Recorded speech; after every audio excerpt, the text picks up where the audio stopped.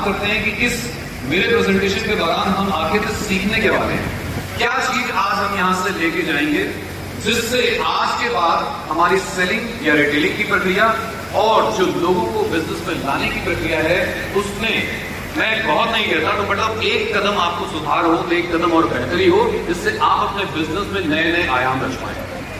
तो आज हम बात करने वाले हैं सबसे पहले कि सेलिंग के तथ्यों को हम जांचेंगे। क्या होती है सेलिंग, एक सेलिंग का माइंडसेट क्या होती है, सोच क्या होती है, उसकी बात करेंगे।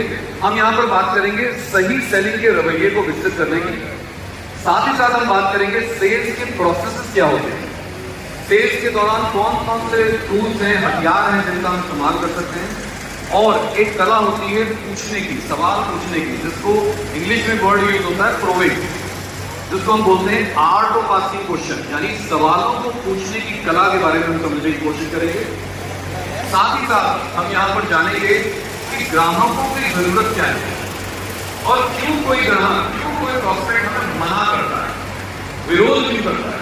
हम अगर उनके अच्छे, उनकी भलाई के लिए बिजनेस अपॉर्चुनिटी बता रहे हैं, मगर वो सामने से हमें नकार क्यों देते हैं, हमें सिरे से खारिज क्यों कर देते हैं। YouTube लाइव सर हम उसकी बात करेंगे और साथ ही साथ हम बात करेंगे कि अपनी सेलिंग की प्रक्रिया को परिपूर्ण कैसे करें। यानी अगर हमने कोई प्रोडक्ट बेचने की योजना बनाई थी तो जब तक हम वो ऑर्डर लेके नहीं आते तब तक वो सेलिंग हमारी कंप्लीट नहीं होगी।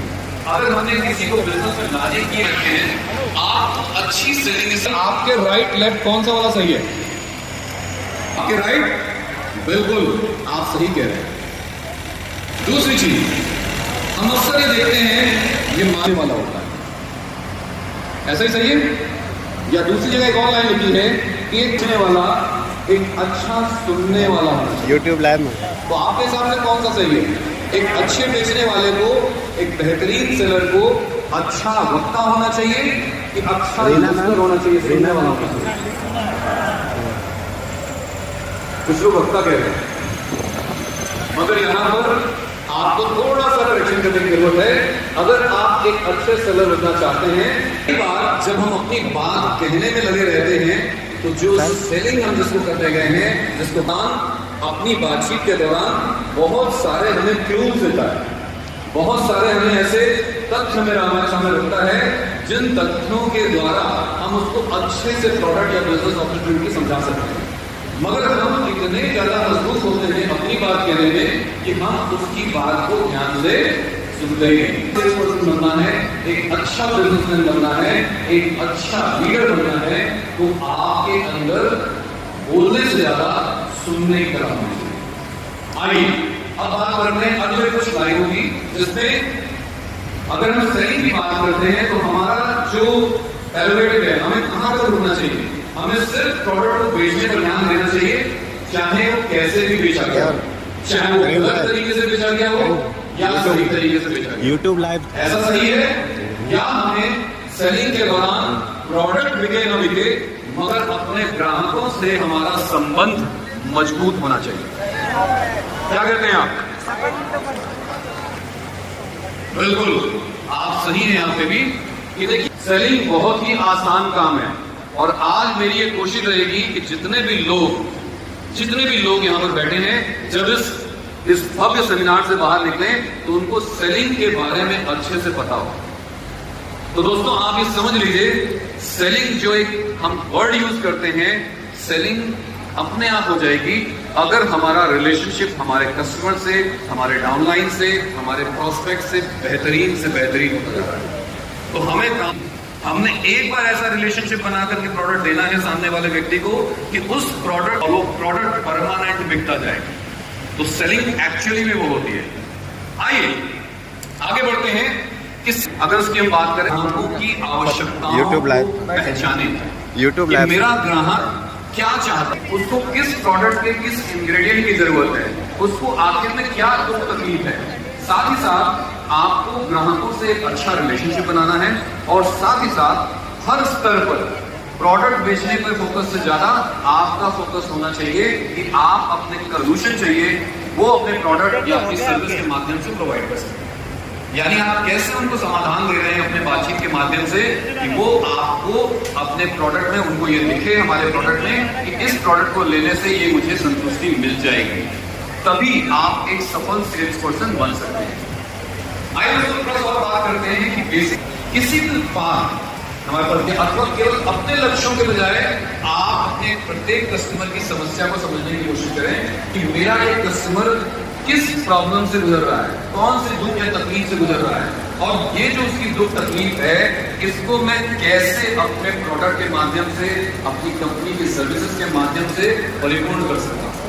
अगर आपने ये सेटिस्फेक्शन दे लिया तो मैं आपको दावा कर सकता हूँ कि वो व्यक्ति आपका मुरीद हो जाएगा। प्रोडक्ट आपको कस्टमर की जरूरत है कि वो मेरे कस्टमर को समाधान मिले। अब सीखते हैं और वो नियम बड़े ही सिंपल है। सर्विस, सेवा और सेलिंग ये दोनों कॉम्प्लीमेंट्री हैं। अगर आप अपने कस्टमर को बेहतरीन से बेहतरीन सेवाएं प्रदान कर रहे हैं, यानी उनकी जरूरत होती है आप फट से आगे बढ़ा करते हैं, आप उनकी समस्याओं को समझते हैं, उनको सोल्यूशन दे रहे हैं, आप तो करती है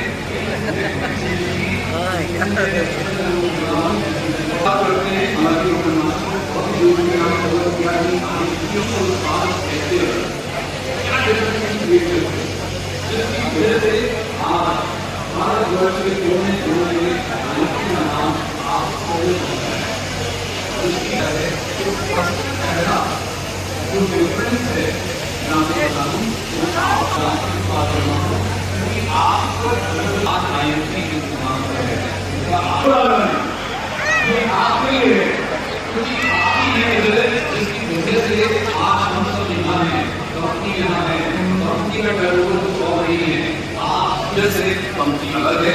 अब इसके अलावा कुछ और चीजें भी हैं जो मैं आपसे शेयर करना चाहूंगा। वो ये है कि भारत की पहली इकलौती ऐसी डायरेक्ट सेलिंग कंपनी है आईएनसी, जिसने आयुर्वेद को बेस बना करके इस इंडस्ट्री में कदम रखा और इस इंडस्ट्री में आज 15 साल हमने पूरे कर दिए। तो इन 15 सालों की आप सबको बहुत बहुत बधाई। इतना ही नहीं दोस्तों, अगर हम बात करें तो आईएनसी इकलौती ऐसी कंपनी है जो आयुर्वेदिक, हर्बल, स्वास्थ्य से रिलेटेड, सौंदर्य से रिलेटेड और व्यक्तिगत देखभाल से रिलेटेड प्रोडक्ट को आप सबको मुहैया कराती है आपकी जरूरतों को पूरा करने के लिए, और आपके साथ साथ आपके जितने भी कस्टमर हैं, कंज्यूमर हैं, प्रोस्पेक्ट हैं, उनकी जरूरतों को पूरा करने के लिए। इतना ही नहीं दोस्तों, आईएनसी एक बहुत ही गौरवान्वित सदस्य मानती है अपने आप को। हम क्योंकि आईडीए से और साथ साथ फिक्की के जो सदस्य हैं वो भी हमारे लिए गौरव की बात है। ये बहुत सारी कंपनियों के पास नहीं है। इतना ही नहीं दोस्तों, आईएनसी को अपनी उत्पाद गुणवत्ता के लिए विभिन्न अवसरों पर बहुत सारे प्रोत्साहन पत्र दिए गए हैं, बहुत सारे जगहों पर सराहा गया है। आप इसके साक्षी हैं। कई अगर आप देखें तो बहुत सारे हमने अपने प्रोडक्ट जो हमारे बिजनेस गाइड है उसमें हम आपको देते हैं कि कौन कौन से सर्टिफिकेट आपको मिले हैं। इसके अलावा अगर लेटेस्ट में बात करूं तो 40 अंडर 40 भी हमारे जो मैनेजिंग डायरेक्टर हैं श्री सत्यम भाटिया जी, उनको रिकॉग्नाइज किया गया टाइम्स मैगजीन की तरफ से। तो ऐसे हर साल हर वर्ष हमारी किटी में, हमारे फेदर में, हमारी कैप में बहुत सारे ऐसे हीरे चढ़ते जा रहे हैं, और उसकी भी वजह आप सब हैं, आप सबकी मेहनत का नतीजा है। इसके अलावा जैसे मैंने बोला, आप सब हमारे एसोसिएट, बिजनेस एसोसिएट, लाखों हमारे जो प्रसन्न ग्राहक हैं, वो सारे लोग, ये सारी वजह है जिसकी वजह से आज कंपनी हमारे भारत देश में तो लीडिंग डायरेक्ट सेलिंग कंपनी है ही, और बहुत जल्द एक बहुत ही बड़ी कंपनी के रूप में उभर के आने वाले हैं। तो दोस्तों ये वो कारण है जो आईएनसी को और आईएनसी के उत्पादों को अलग बनाता है।